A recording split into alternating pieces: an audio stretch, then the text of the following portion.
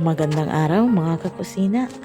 Welcome sa isa na namang edisyon ng ating kusina serye. Ngayon po ay Friday, walang pasok sa school kaya ako ay medyo natagalan gumising ngayong araw na ito.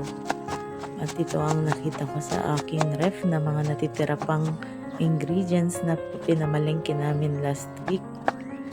Kaya naisipan kong gumawa ng pizza, pero hindi po ako gumamit dito ng harina sa paggawa ng crust. Gulay po ang aking ginamit.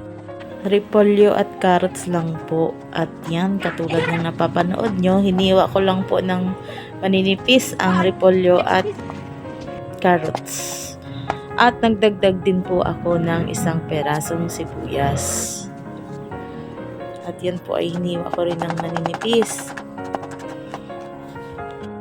Pasado alas 9 na po nito, kaya ang inyong Mama Dragon ay parang inahabulan na sa pag-prepare ng aming breakfast dahil nagutom na ang aking mag-ama. Ayan, nagdagdag na po ako dyan ng mga pampalasa, kaunting asin, paminta at powdered seasoning.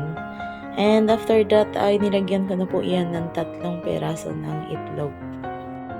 Hinalo-halo ko lamang po yan pagkatapos para ma-distribute ng maayos yung mga nilagay kong pampalasa. And after that po ay hinanda ko na ang kawali para sa pagluluto.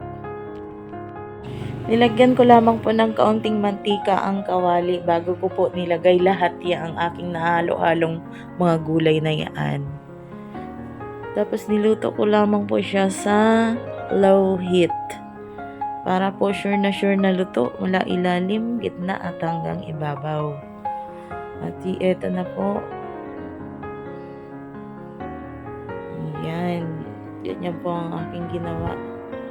Pagkatapos ko pong mailagay ang mga gulay na yan, ay naglagay po ako ng toppings.